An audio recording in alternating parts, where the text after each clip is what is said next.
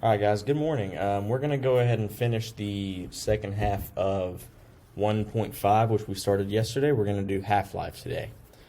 So if you haven't already, go ahead and put your phone away and complete the bell ringer in Canvas, and then pause and make sure you do that, and then come back whenever you're finished, okay? Number two, go ahead and go to joinpd.com, and using the code up here at the top right, go ahead and join this presentation. That way I can go through and monitor your progress and give you feedback as we go through. So your code up here is BDTKRB. All right, so go ahead and do that. And then finally, get out paper and pencil to write down some notes, questions, and work example problems that you may have. Because again, the more you write, the more you remember. All right, let's go ahead and get started.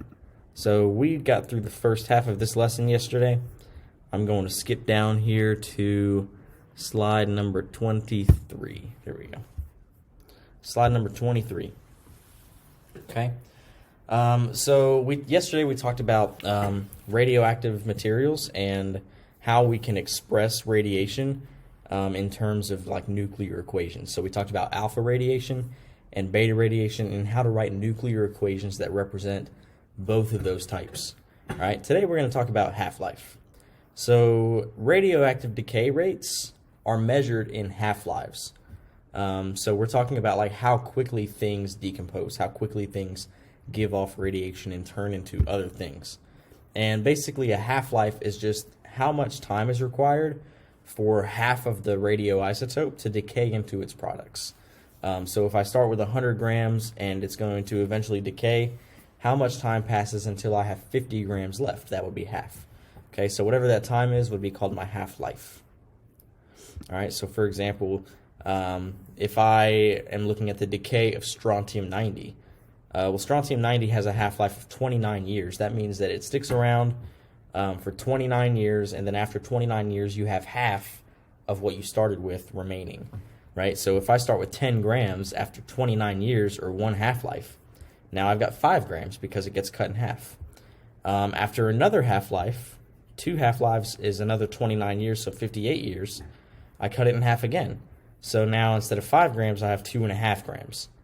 Okay, and then another half-life, another 29 years, cut it in half one more time, and now I've got 1.25 grams.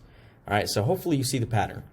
I got half-lives going up by 1, so each one of these rows is a new half-life.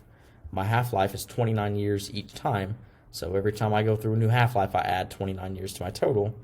And then finally, every time a half-life passes, I cut my sample size in half. So it was 10, now it's 5, now it's 2.5, and so on and so forth. Okay. Here are a few half-lives of several different radioisotopes. You can see which ones are the most unstable and which ones are the most stable out of these. Polonium-214 is extremely unstable. It has a half-life of 163.7 microseconds, which is extremely, extremely small. So that means that like in just a blink of an eye, half of my polonium-214 that I started with is already decomposed into something else.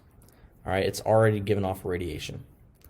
Cobalt-60 is a little bit better. It has a half-life of a little over 5 years. So it takes about 5 years for cobalt-60 to decompose into something else, like half of the cobalt-60 to decompose into something else. Sorry about that. All right, radon-222, a little over 3 days, almost 4 days for that one. Phosphorus-32, it takes about 2 weeks for half of that to decompose. Carbon-14, almost 6,000 years, 5,730 years. And then look at uranium-238, 4.46 times 10 to the 9 years. So let me figure out how many years that is real quick. I'll tell you. That is 446 with 7 zeros. So 4.46 billion years it takes for uranium-238, half of it, to decompose. So that's a big deal. Whenever we start thinking about like nuclear power plants and radiation and things like that, if this uranium-238 is a product or a byproduct of a nuclear reactor or something like that, we got to think about this because that stays in the environment for an extremely, extremely long time. It takes nearly 5 billion years for this to decay just halfway. And then another 5 billion years for another half to decay. And so on and so forth. So Crazy to think about. Okay? All right. So how can we use half-life? So there is one thing called radiochemical dating, and this is the process of determining the age of an object by measuring the amount of certain isotopes. And again, it's called radiochemical dating. So if an archaeologist or somebody like that finds an artifact and we want to know how old it is, or maybe it's a fossil or something like that, we want to know how old it is, we can use radioisotopes to determine, okay, how much of this radioisotope was present in this artifact whenever it was around, and then now how much is left and how many half-lives have passed. So we can use half-life to figure out how old something is. Okay. Carbon dating is one method that we use for radiochemical dating. So they use carbon-14 isotopes.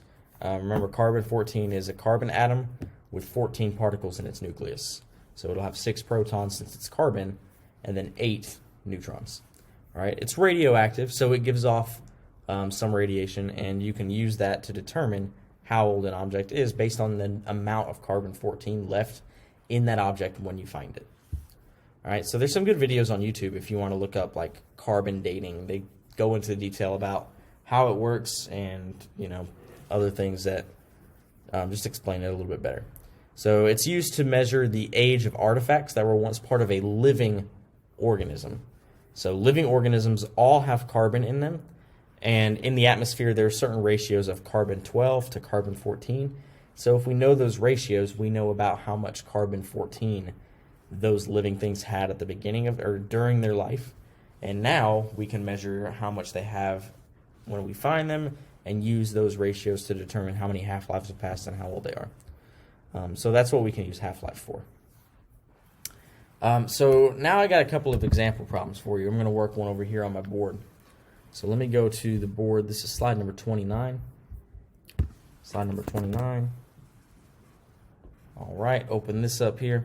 So it says how much of a 10-gram sample of americium-241 remains after 4 half-lives. All right, so these are how I'm going to set up. This is how I'm going to set up all of these problems. I'm going to label things. So 10-gram sample is what I start with. So starting is 10 grams. Okay, and 4 half-lives have passed. All right. So the way I'm going to set this up is I'm going to make a little chart. And on this chart, I'm going to have the amount of my substance that's left. I'm going to have how many half-lives have passed. And then I'm going to have how much time has passed. So I want to keep track of 3 things here. How much stuff do I have? How many half-lives have passed? And how much time has passed? And so I'm going to have, I'm just going to draw a line here. This will be my starting line. All right, so at the start, I have 10 grams of my sample. Okay, and at the start, no time has passed, therefore no half-lives have passed, and so both of those are going to be 0. No time has passed, no half-lives have passed. Okay? All right, the next bar is going to be after 1 half-life. So there's 1 half-life, and the problem doesn't say anything about how much time is equal to 1 half-life. So we're just not going to fill in time for this problem. Okay, we're just going to kind of leave time blank because we don't have any information about it. But we can figure out the amount of substance we have. Remember, a half-life is how much time it takes for half of the substance to decay. So if I started with 10, then I need to cut it in half after 1 half-life, and now I'll have 5 grams. Okay? Do another line, 2 half-lives, I'll have 2.5 grams. Do another half-life. After 3 half-lives, I'll have 1.25. And then do one more, and after 4 half-lives, I'll have 0.625. Right? So each time I go through a new half-life, I'm just cutting the amount of the substance that I have in half. So if 10 cut in half is 5. 5 cut in half is 2.5. 2.5 cut in half is 1.25, and so on. And so now, to answer my question, it asks how much remains after 4 half-lives. Well, here's my 4th half-life. How much is left? 0.625. Okay, 0.625. So that's how we can solve these half-life problems. So to recap, you're just going to set it up with three things that you want to track. How much substance you have, the amount, how many half-lives have passed, and how much time has passed. And then you're just going to draw some lines. This will be your starting line. This will be the line after one half-life, the line after two, and so on and so forth, until you can be done drawing lines because you've answered the question. Right? So this one, I wanted to know about 4 half-lives, so I only drew enough lines to talk about 4 half-lives. And that's all I needed, so I didn't draw any more. Okay? So let's go on to the next slide here, and this just shows you the answer. So you can see I'm tracking 3 things, and I left time off of this one because it doesn't say anything about time, but normally we would track time as well. All right, so now I want you to try one. What is the half-life of americium if 10 grams decays to 0.625 grams after 1,720 years?